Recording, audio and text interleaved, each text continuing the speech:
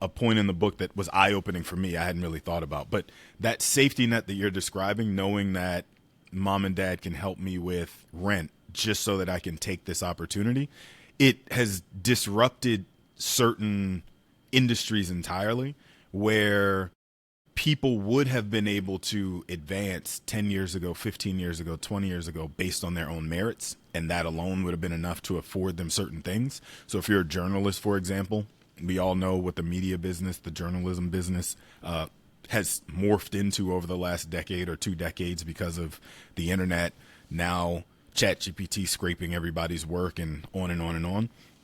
So if you're sitting in a newsroom and you're talking to your coworker who just bought an apartment in the city somewhere, and you're like, well, I know how much I make. We do the same job.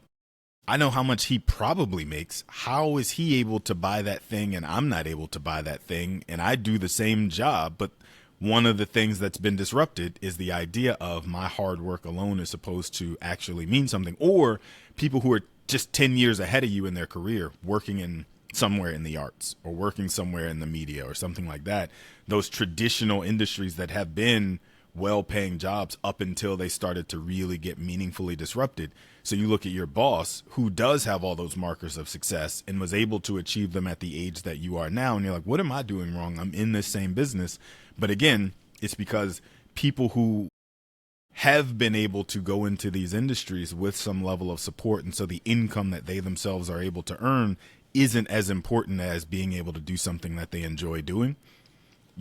The comparison behavior, again, is throwing people off and making them feel like failures, when in reality, you chose a career that should have been lucrative, and you chose a career that, if you were born 10 years earlier, would have been lucrative for you. And you happen to be working with people who don't have the same financial footing as you do, but it doesn't necessarily mean there's a knock against you. It means that there's societal factors that are at play that you have to consider as you evaluate the landscape. Yeah, I mean, I think that explains why there is so much resentment and nihilism kind of in our economy. You know, the implicit like contract or like promise of capitalism is like, if you work hard, presumably also if you get educated, you'll be fine, right? And I think that's how you see like this huge push to get like that 4-year bachelor's, you know, just this kind of a lot of those kind of economic waves. And then you see now people are entering a job market where entry-level jobs, a lot of them don't even exist anymore, because either companies are not willing to train new people, they feel like they can use AI to do it. I mean, I think the unemployment rate for new college grads is very high right now. And so what happens kind of when that contract breaks down?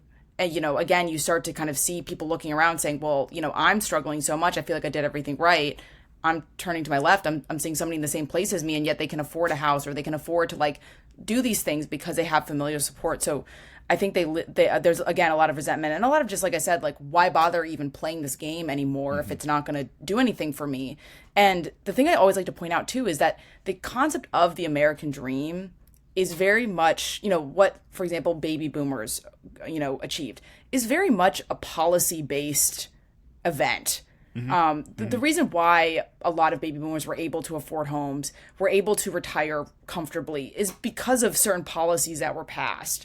And so because a lot of the, like, not only is like people don't have access to like the bank of mom and dad, in our country, there's not really much of a safety net anymore. So you're adding these kind of additional layers where I think people feel like they're kind of one event away from having the bottom fall out from under them. And I think, again, that changes how people, their relationship to risk and reward and how they make financial decisions. Let me give the counter evidence real quick, which is, we'll use this, Dave Ramsey, friend of the show. His study on millionaires is that the overwhelming majority, about 80%, say they did not receive any inheritance at all from their parents or family members. 1 in 5 say they've received some, but only 3% say they got $1 million or more. The Cato Institute, another, I think that's a right-leaning think tank, they say that 2/3 of U.S. billionaires have self-made wealth. Just 1/3 of them have inherited a lot of it. So there is a disconnect among people who have a lot of money saying, I pulled myself up by the bootstraps and I got this myself. Sure.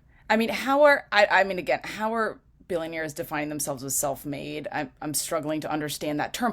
Regardless, though, one of the biggest recipients of welfare, I'm not even talking about inheritance, one of the biggest recipients of welfare in this country are high income people or people of high net worth. If you think about the tax system that rewards home ownership, if you think about, things like employer-sponsored pensions or employer-sponsored 401ks, that predominantly is for people like that are in white-collar work or more affluent. So I think too, like, even though maybe you're not getting like your parents handing you X amount of money, you're still benefiting from, a system that, gives breaks and financial incentives to people that already have assets or already have, are making high income. I mean, you even see right now it's happening in states like trying to abolish property taxes, which like that is a whole other thing that we probably don't even want to get into. But like, again, it's a great example of like policies that allow people that already have wealth to benefit. And again, yeah, that might not be from your parents, but that is a safety net.